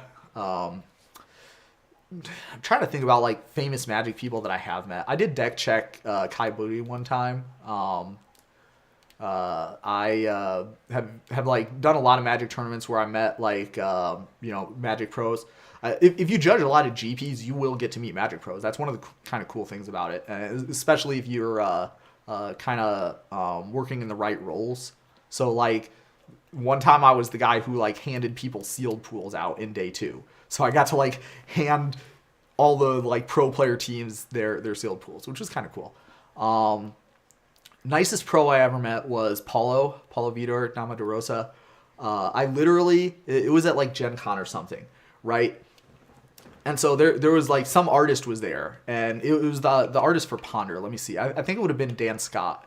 And I didn't know that Dan Scott was going to be there. So I was like really sad because I wanted to get my Ponders that Dan Scott did signed, but the Ponders that I brought to the event was the Lorwyn ones. They were randomly the different artwork. So I was like running around the event hall asking anybody and everybody, hey, do you have a playset of the Ponders that I could trade you this playset of Lorwyn Ponders for? I was literally just going around to everybody and asking them. And literally I asked PV, and I didn't realize it was him at first, but like when he was like, oh, I'll go check, and I heard him talk, and I was like, oh my gosh, it's PV. I like looked up, and it was like, yeah, he literally like not only did he like stop and listen to what I was saying, he actually stopped what he was doing, got his deck out, and checked to see if he had those cards, to see if he could help me out. Like 100%. I was like blown away. I was like, oh, I'm sorry, PB. You don't actually have to waste your time with some moron like me, like who's trying to find different artwork of Ponders so he could get them signed. I promise. So that was really cool. And since that day, he's been probably my favorite Magic Pro. Do I get product from Wizards as thank you for judging? I have lots and lots of judge promos. I was talking before about how you get judge promos. And that the stuff that you do to get judge promos is stuff that I did a bunch of, basically. So I have like a fair number of judge promos. Basically any promo that came out in the last like 7-ish years, I probably have. Other stuff I don't have a whole lot of, but like a lot of the time at GPs or similar types of tournaments, judges will get swag to to get. I have like boxes of stuff that I've got over the years. I hardly use like hardly any of it, but I will show you guys one thing. I will show you one.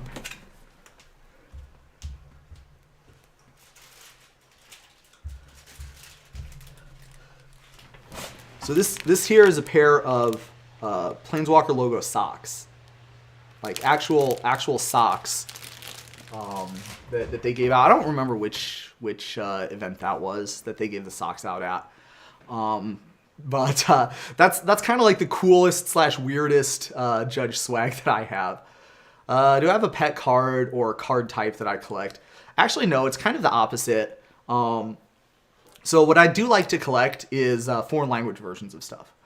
And so, for example, I used to collect signed cards because I went to enough Magic tournaments that I would get to like interact with artists, and so I'd be able to like get my cards signed.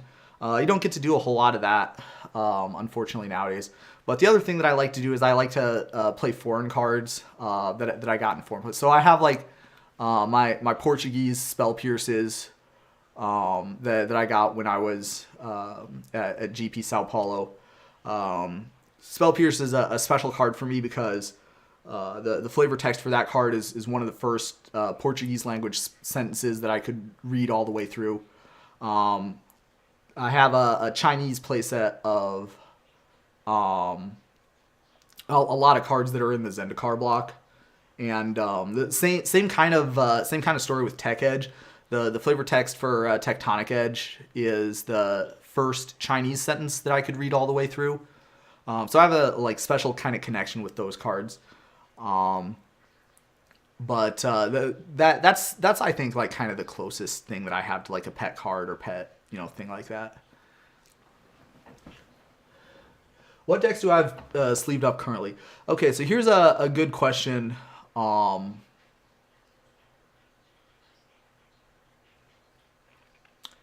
Probably Hammer Time and Blue-White Control is the only ones that I have complete.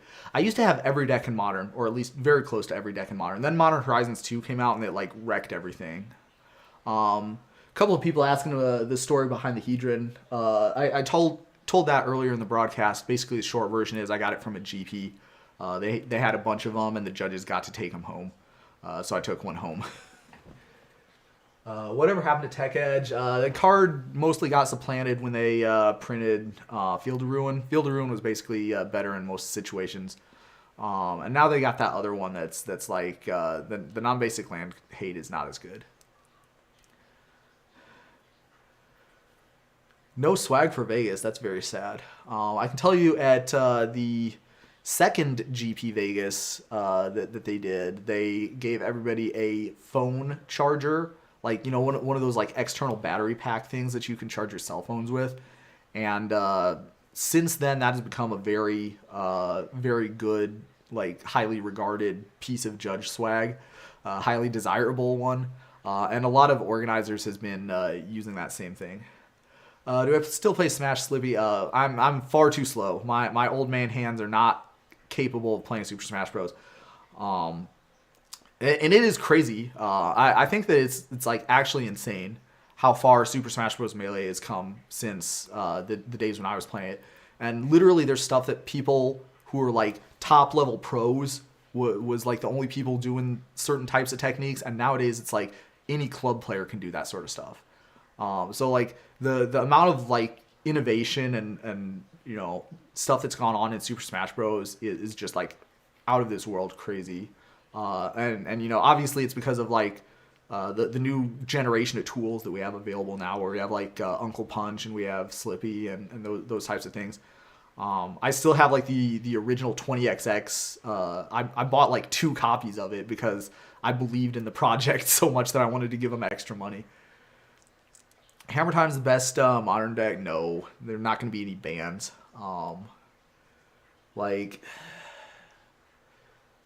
Honestly, right now, Modern is like extremely stable, I think. I don't think there's anything that like really sticks out. And Hammer Time has had about like a little bit less than 10% of the market share, and that makes it the top deck. So when the top deck has 10% market share, I think things are doing pretty well. Let's see. So here's like some other stories that I had submitted. So somebody asked me what the most ridiculous thing I've ever been called for is, and this is a true story.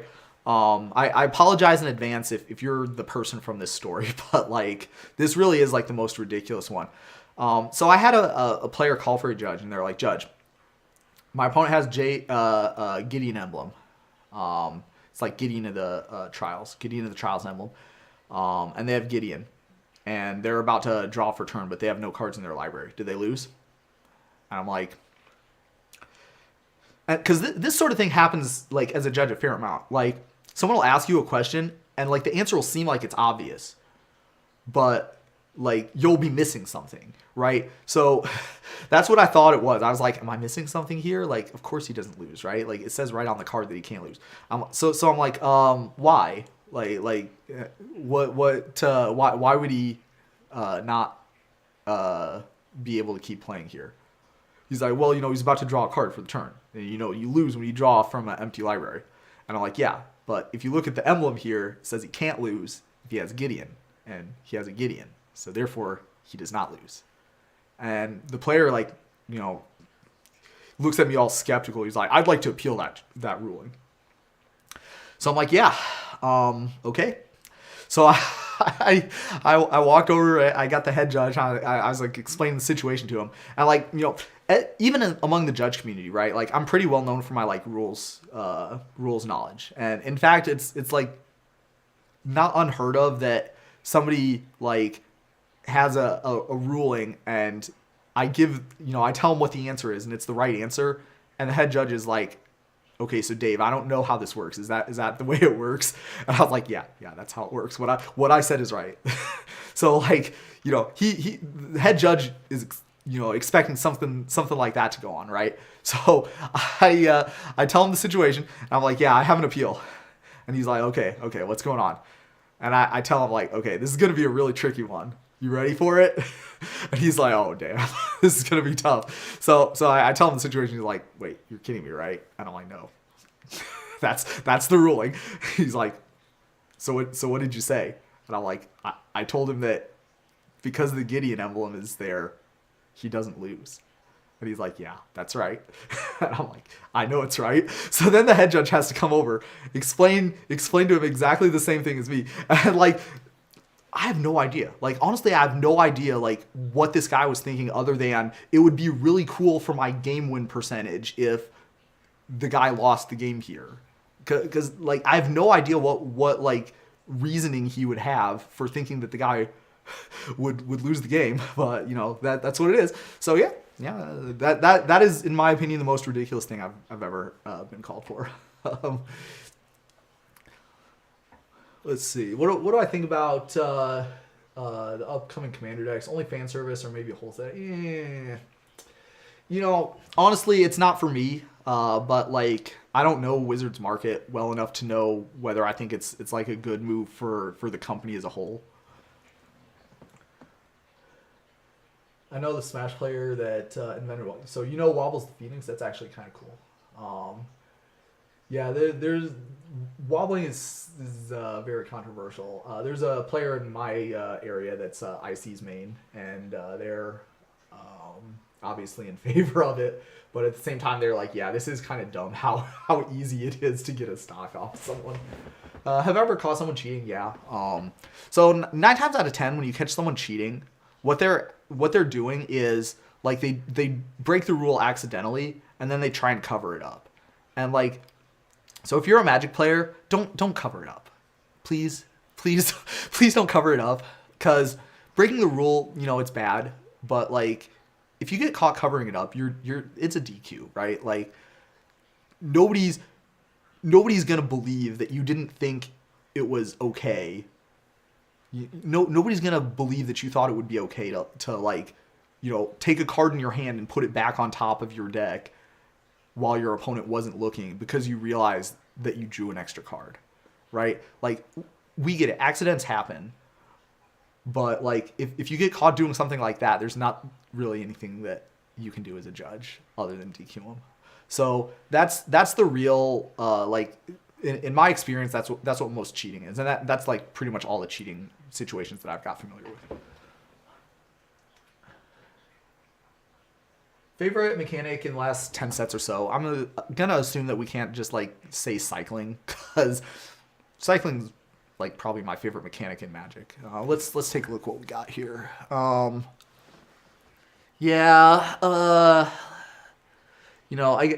I'm gonna not count that because that's a reprint. Foretell, I wasn't really a big fan of Foretell.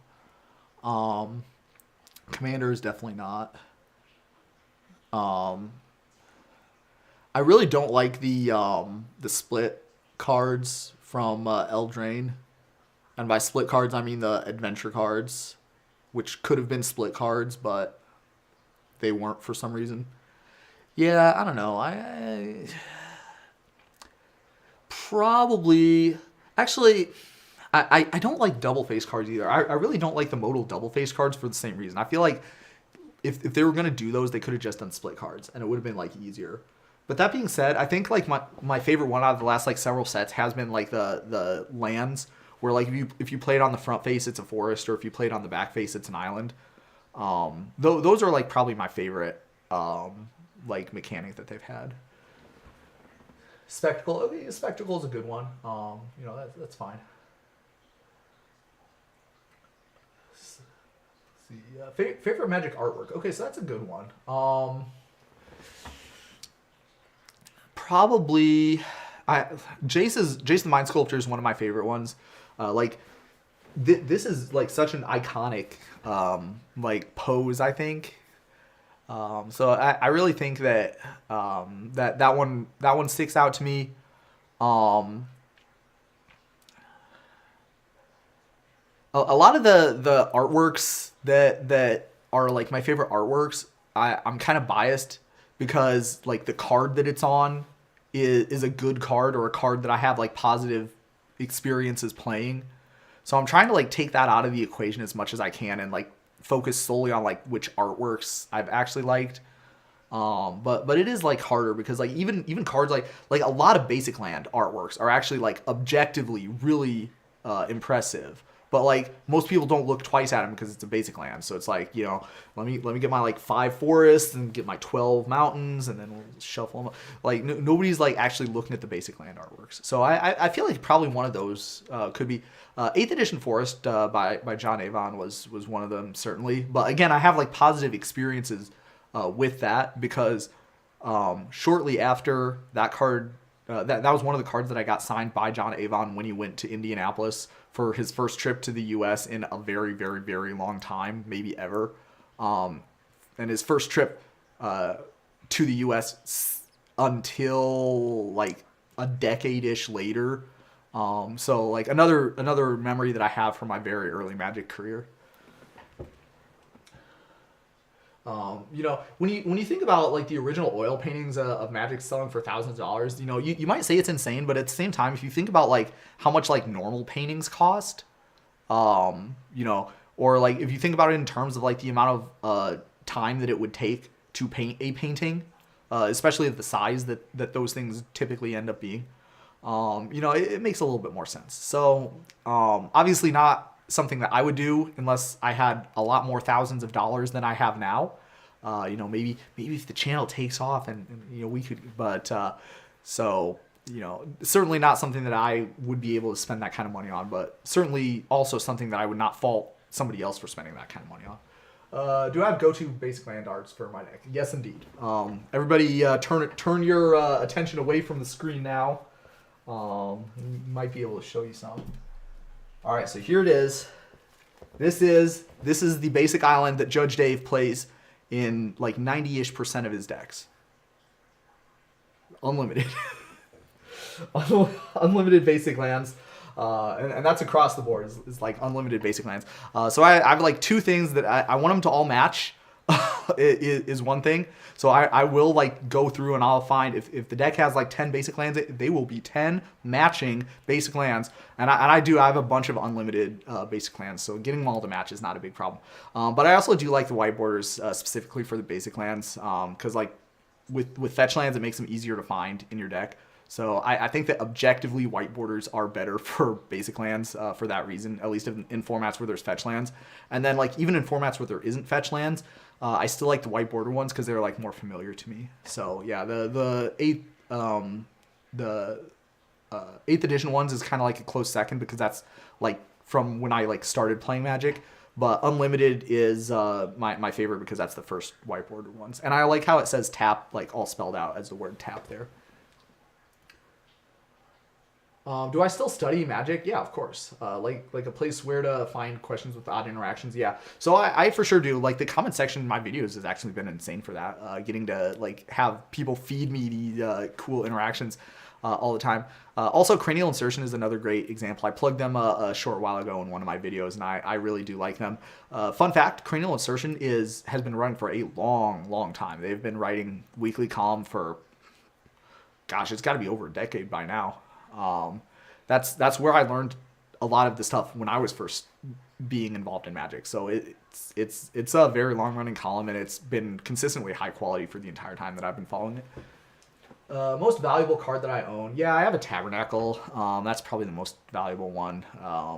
I bought it like, well, let's say it was a 3-figure card when I bought it, not a 4-figure one, but still felt like I was getting ripped off paying that much for it. But I guess ended up working out okay for me. Honestly, I don't like to think about how expensive some of these cards are. Like it really like kind of unnerves me. Like if I had like a graphics card, for example, that was worth like $2,000, right? Like I'd be like super duper careful every time I like had it out of the case or didn't. But like if I had a Tabernacle of Pendrell Vale, it's worth like supposedly like 3 times that much. I'm like thumbing through my card. Oh yeah, here's the Tabernacle. And just keep going. So like yeah, it's kind of rough. I really don't like thinking about how much they're worth that much. I played like a lot of Legacy, so I have basically I've like play sets of all the dual lands. For example, I have a bunch of other random like expensive Legacy cards. If it was like a playable card in a Legacy deck, probably about like 6-ish years ago or more, 6 to 10 years ago, I probably have like a playset of it. With the exception of Gaia's Cradle, I only have like 2 cradles. Yeah, a lot of people hate white borders, but I like them because they're earlier. What do I think about the new Japanese art basics for Neon Dynasty? I really here. This is gonna probably be a hot take. I don't like them personally, but I don't like most. I don't like most basic lands that don't look like a normal Magic card, right? Like, see, when I look about a Magic card, I want the card art here, and like the name here, and then the type line, and then like the text box, and then like if it's a creature, like the power toughness. That to me, that's what Magic cards look like. So any Magic card that doesn't follow that formula, I don't like. And so as you can imagine, Secret Lairs is, for me personally. But I understand that a lot of people thinks the opposite. So, one of the things about Magic being a big game is that you take the good with the bad, I suppose. Let's see. How much did I pay for my dual lands? A lot less than they are now. I bought them all like close to a decade ago. So, it was at least like 2 price doublings for most of them. I'll tell you, the first dual land that I bought was a Volcanic Island, and I paid $40 for it. And it was like a like light play to mod play Volcanic Island. So yeah, that should give you a little bit of an idea about like what the situation was. I think the only one that was 3 figures when I started buying was Underground Sea, and I bought my like playset of Underground Seas for like $500 on eBay. And obviously now we'd be like lucky to get one of them for that much, but like they've been well. I mean, like I remember when they were $10. I remember back when Dual Lands was $10 each, and that was of course before SEG had like a Legacy series, so therefore it was like before anybody like really played Legacy, and it was also before EDH was invented, so like EDH players didn't need them either. So yeah, I mean that's how it works.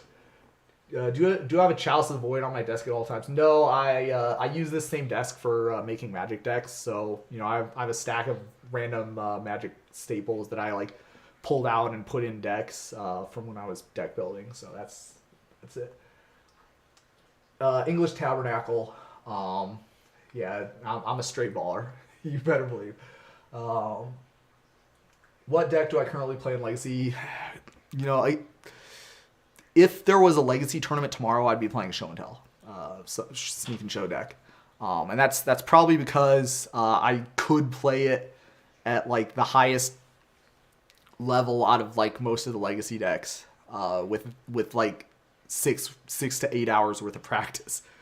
If there was a Legacy deck or Legacy tournament like next week or next month maybe, and I had a fairy godmother who could just like poof any stack of Magic cards into existence. I'd probably like the 4-color snow deck, something like that. Stoneblade was and still is my favorite legacy deck that I've played. So, something as close to that as possible, basically, is what I'd like. What about the John Avon Unhinged Basics? I do like those, and I have played those before.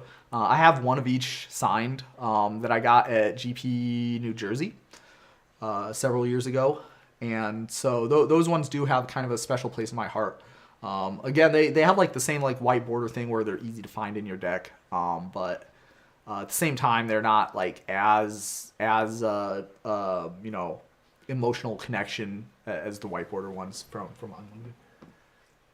What do you think about the shift in Magic art? It's been getting more and more realistic over the years, but now a lot of cards look like Korean MMO.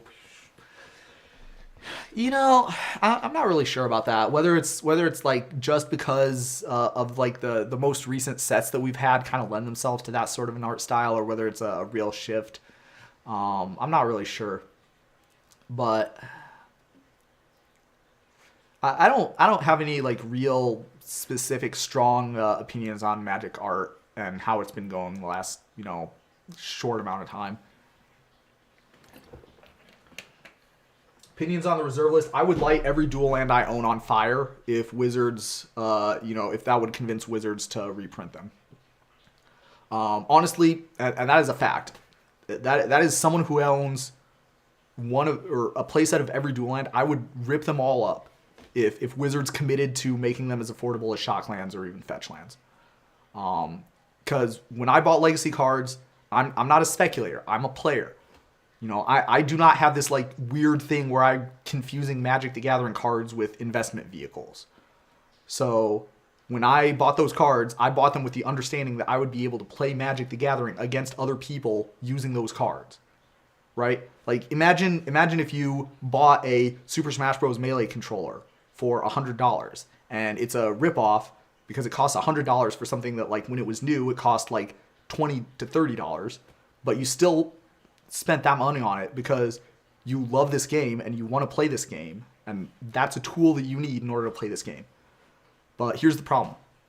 All the tools that I have that I could be using to play this game, I can't because nobody else can play that game. And I couldn't in good conscience recommend that somebody else get into Legacy. That's ridiculous.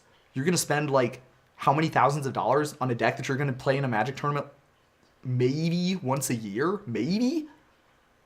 Who would do that? It's not reasonable. So, yeah, I honestly, I hate the reserve list. What I would love to do if I would love to have it like, one of the ideas I've heard from someone say, like one of the vintage players in the vintage community is like pink border reprints, which I agree would be almost certainly much less desirable and therefore not really gonna affect the price of the original ones.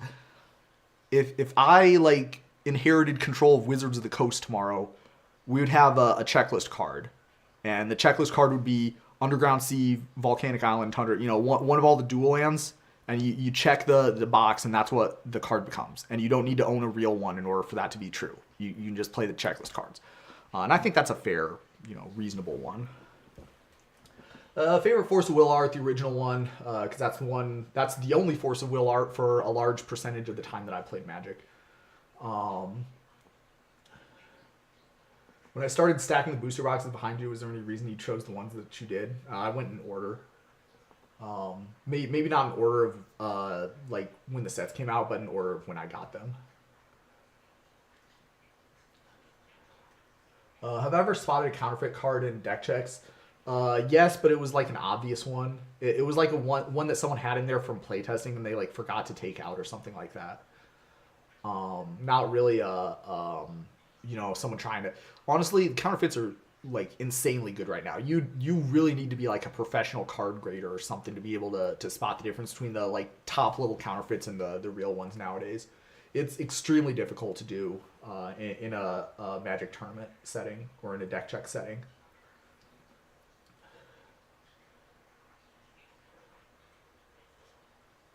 Do I like the textless cryptic command? No, I hated it back then too. Thoughtseize saw exactly the same amount of Magic play as Cryptic Command, and you didn't have to remember what all the 4 modes were. And back when those cards were printed, there was like a real chance that someone might not know what all the modes were, because remember, these were standard cards, right? Like, do you know what all the modes for like Prismari Command is? Or like, maybe that's a bad example, but like something like that. That's basically what it would be. So like there were very many people, and it was also like before smartphones were a thing, right? Like Lorwyn was before smartphones. Like you couldn't just like pull your thing out and look up what Cryptic Command did. You had to like know what it did, or like have one in your binder so you could show people what it did. So I really hated Texas Cryptic Command back then. I was, telling everybody who would listen, why would they have not done Thoughtseize, which was in the same set and seen exactly the same amount of play, but made 10 times as much sense because it's a lot easier to understand and remember what it does. And I really hate them now because they I never saw one that didn't look like a Pringle. It's really bad. They have not lasted very very well. And especially because like the modes, like the order could matter, because you do the effect in the order that they're written. So 9 times out of 10 it doesn't matter. Well, probably 99 times out of 100 it doesn't matter what the order is, but sometimes it could. And in those cases you have to look it up because nobody remembers the order. People remember what like they all 4 are, but like very very few people could confidently say what order they were in.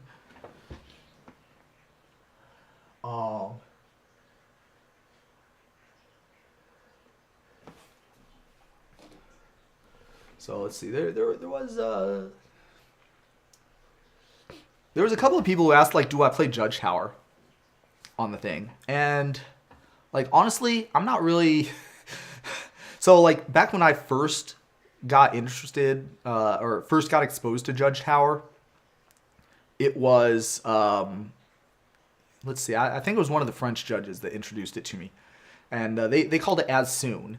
The idea being like you had to like make the plays as soon as you legally could, right? So that's what it was called. It was as soon. And obviously like I had a pretty big advantage because like even among judges, my rules knowledge is like pretty high, but I've never really like played it outside of that kind of a setting. And I also don't have like my own thing.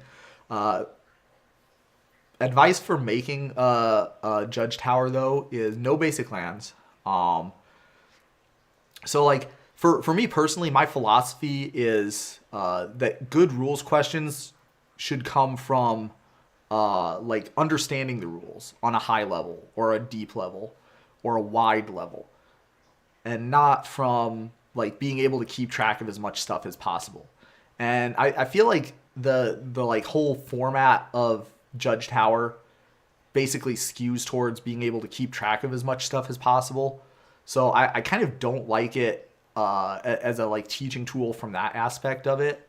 But certainly if you're making your own Judge Tower, I would advise you want to try to keep it away from that. So like have enough removal that people can like sacrifice cards that they don't want to have to deal with, and have enough like try and keep it so that the interactions are interesting rather than the like stuff being repetitive. So some people have like a basic land in their Judge Tower, and I'm like, no, like someone has to like remember to tap the basic land during their upkeep every turn. That's not teaching someone how the rules work, most likely.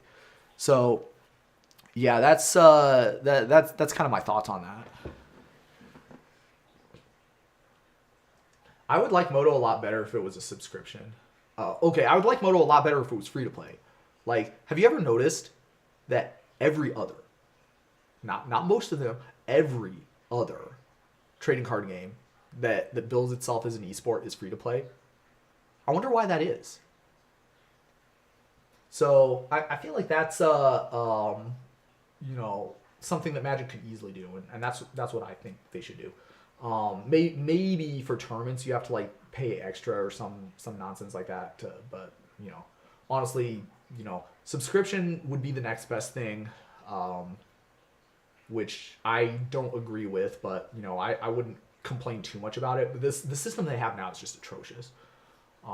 Like if I want to play a deck, I have to like grind to get the like rares and the mythic wild cards to be able to do that. That's let's see. What do I do to buff white? I don't know. I think white's in a decent spot right now. I feel like green is probably like in most new. So the problem with like buffs is like the real way you do buffs and nerfs isn't by like taking away mechanics, it's by like adjusting numbers. So like green is like really good now, but that's only because their creatures are like broken compared to the removal. Removal is like very bad now, like the worst it's been in Magic's history basically. But like green creatures are like way better because of that.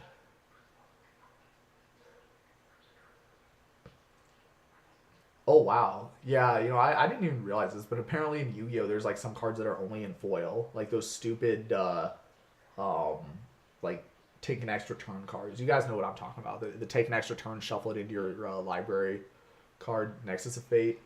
Yeah, apparently that's like a thing in Yu-Gi-Oh. That's pretty rough. Do you have a magic color that I like to play more than the others, or at least favorite color to play? Yeah, probably I like playing control decks better than I like playing aggro decks. That's like my style that I like the best. So obviously, based on color identities, you've got like blue would be like the best and red would be the worst. But like blue red is actually one of my favorite color combinations. A lot of my favorite decks to play have been blue red. Like Delver in Legacy is one of my favorite decks, and Twin in Modern has been one of my favorite decks. So, think about that what you will.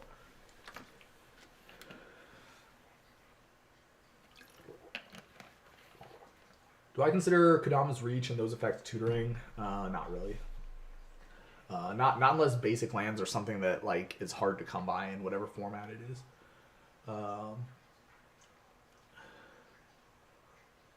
MTG cards have foil only versions. Yeah, some of them, but not a whole lot. Um,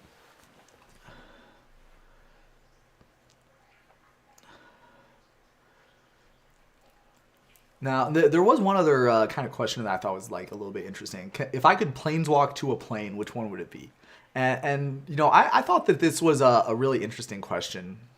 I wasn't really sure what to make of it at first, but like, so as an engineer, I'm kind of biased towards stuff like Maraudon, but like, I want to try and stay away from any planes that are like in the middle of like giant plane-wide catastrophes, such as Maraudon or maybe Dominaria or Zendikar or arguably Innistrad.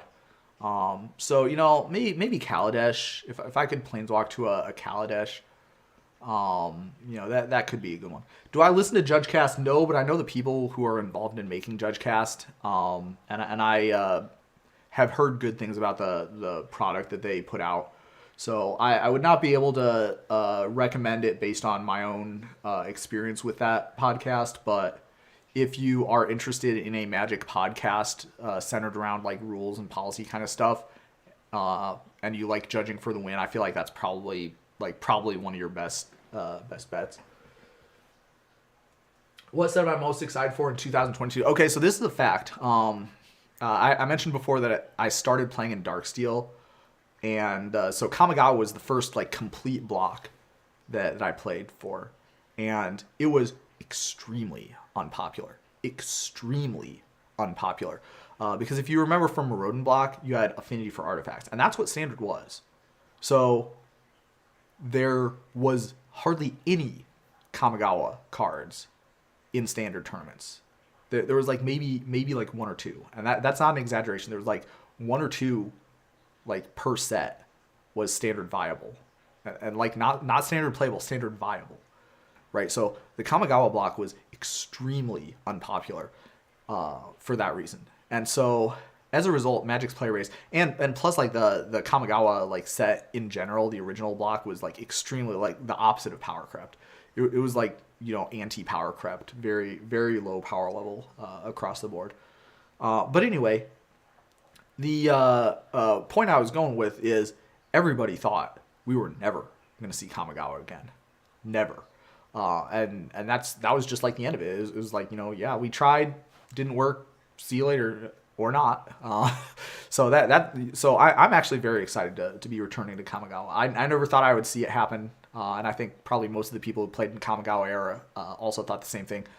So I'm excited to see what they do about it. I'm not like super duper excited about like the direction it seems like they're going with it. Like the Neon Dynasty doesn't really connect to me very well, but I'll reserve judgment on that until I like see the whole set.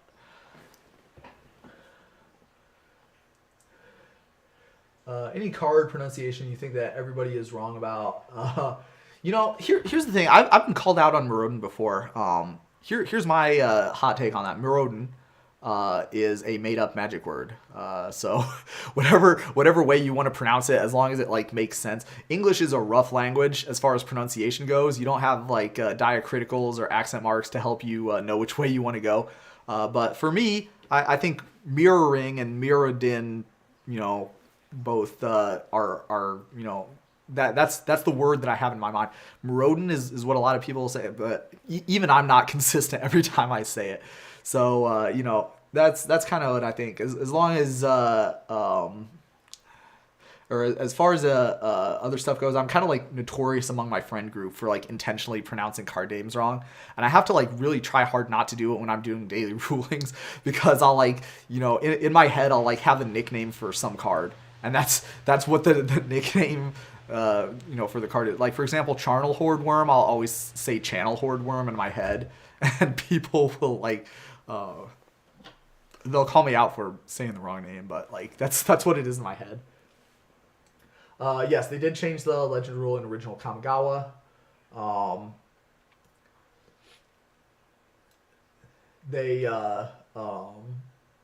The original legend rule, and I made a video where I talked about this. The original legend rule is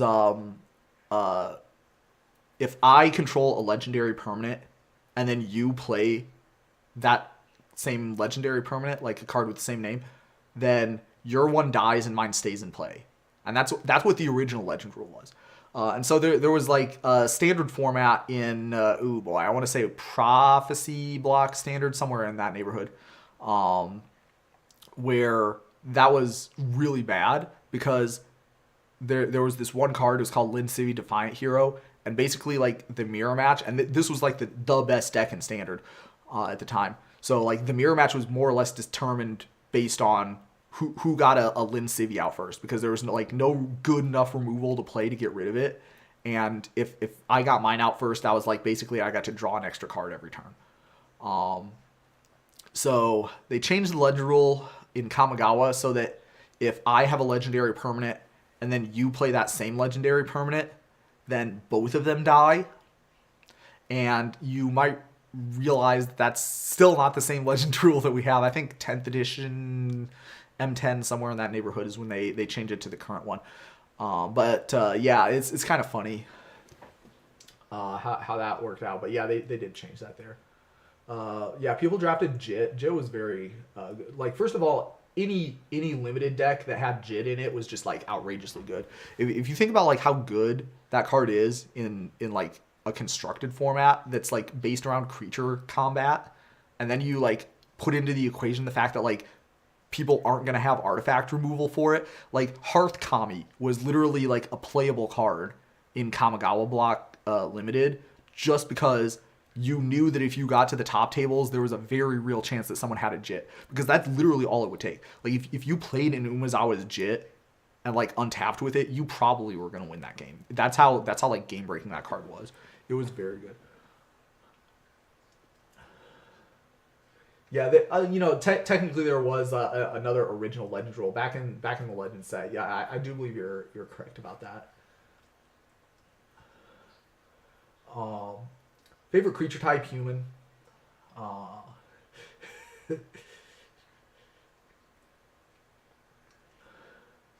Interesting idea. I'll consider doing that.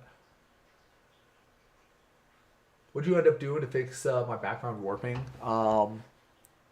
Nothing like super special. I think I just moved the camera around it. But that was like a long time ago.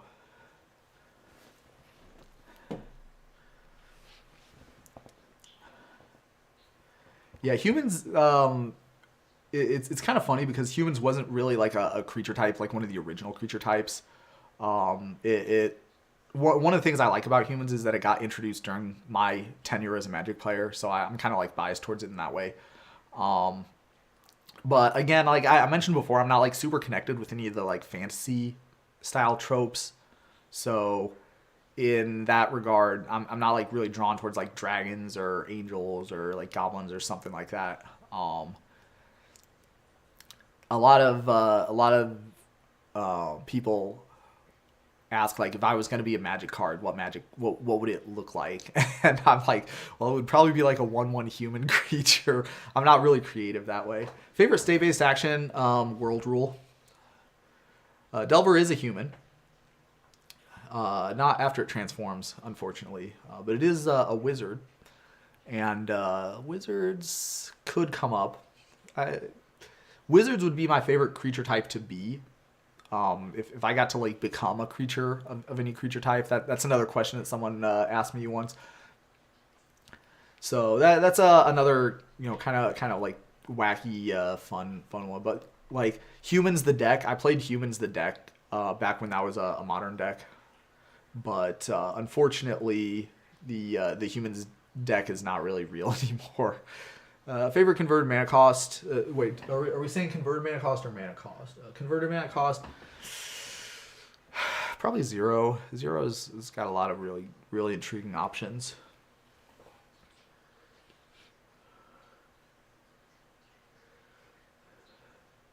How ruinous would it be if my least favorite card on the ban list would get unbanned? What cards are my least favorite on the ban list? Yeah, probably for modern it would be that Blazing Shoal. If anybody remembers when modern first got started, Blazing Shoal was like the best deck in the format for a short while before it got banned. And it was like an infect deck, right? It was like infect deck with a bunch of 10 costing cards and Blazing Shoals. And that was literally what the deck was. It was pretty bad. Ironically, I think that could like possibly be unbanned. Like, for example, they didn't have like Abrupt Decay, I want to say. So Abrupt Decay, I think would probably help that deck out, like, be fair. I think it would help that deck be a lot more fair than it is now. As far as Legacy goes, probably the anti-cards would be like my least favorite ones, but I'm assuming that those are never getting unbanned. So if we're talking about like probably Goblin Recruiter, which again I feel like they probably could actually unban Goblin Recruiter and it wouldn't be that terrible. What kind of factory do I work in? I work at a place that does anodizing, aluminum anodizing. Ever disagree with another judge while handling a top 8 ruling? Not really. That sort of situation doesn't come up a whole lot. What mechanic would you like to see color shifted? That's an interesting one. I'm not really sure. I feel like I would like green to have a way to get more removal that didn't deal with combat or like fighting. I'm not really sure how they would do that, but I feel like, for example, like tapping a creature down and it doesn't untap during its untap step. I feel like that could get color shifted into green, and I feel like that like would make sense as like, it like grew into a root maze or something. So I feel like they could take that away from blue or like share it between blue and green. That might be a good one. Bounce spells in red. Interesting. Have I ever had a physical fighting event? No, nothing close to that. The closest I ever got was there was one guy who like lost a really heartbreaking one, and was extremely salty, and so he was like walking around the floor muttering, but like clearly not in a violent way, just more in like oh man, I'm so dumb. How could that have happened? Gosh, that was so unlucky that he like sucked out on me like that kind of a way. Still a little bit, maybe unsettling to see, but certainly not something that I would characterize as like threatening. Yeah, they got destroy target permanent for 6 mana. Why should get more conditional counter spells? The problem is I think everybody hates conditional counter spells. I think that's the reason why they don't see a whole lot of those. All right. Well, things are starting to die down a little bit, and it's also right about the amount of time that I kind of expected this to take. So, thanks so much to everybody for showing up and for coming out to this. If you have any other kinds of interesting things that you would like to hear my opinion on, definitely email judgingftw@gmail.com. And definitely look forward to the next couple episodes, because that's the last couple of episodes of Judging for the Win for the year 2021. Again, thanks so much to everybody for anybody who supports the channel in any way, including watching videos, subscribing, sharing with their friends, taking ad blocker off and hitting the replay button and leaving it play on overnight. Anyone who supports the channel in any way, I'm incredibly grateful.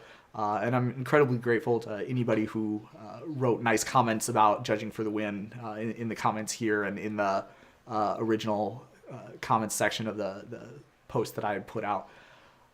Those types of comments make me feel like I should keep making more Judging for the Win. And they really do mean the world to me. So thanks to everybody for showing up here. I hope everybody has an awesome day and a great rest of their night, wherever the time zone they might be in.